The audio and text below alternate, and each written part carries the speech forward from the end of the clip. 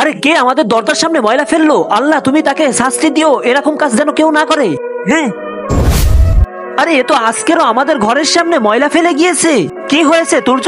বাবা আমাদের ঘরের সামনে কে যেন ময়লা ফেলে গিয়েছে। তুর্য আমি তো সেহেরি পর্যন্ত জেগে থাকি, তুমি এক কাজ করবে ফজরের সময় দেখবে। ঠিক আছে বাবা, আমি ফজরের সময় উঠে দেখবো কে ফেলায়। আরে ফজরের সময় হয়ে গিয়েছে, যাই দেখি ময়লা ফেলেছে নাকি কেউ। আরে বাহ, আজকে তো কোনো ময়লা নেই, মনে হচ্ছে কেউ ফেলায়নি। আর আজানটাও দিয়ে দিয়েছে, যাই নামাজটা পড়ে আসি।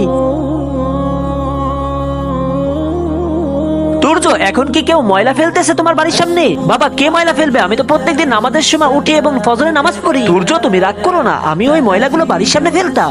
আমি তোমাকে প্রত্যেকদিন ফজরের সময় ডাকতাম, কিন্তু তুমি একদিনও উঠতে না। তাই আমি একটা সিদ্ধান্ত নিলাম, ময়লা ফেলে তোমাকে প্রত্যেকদিন এরকম একটা শাস্তি দিব।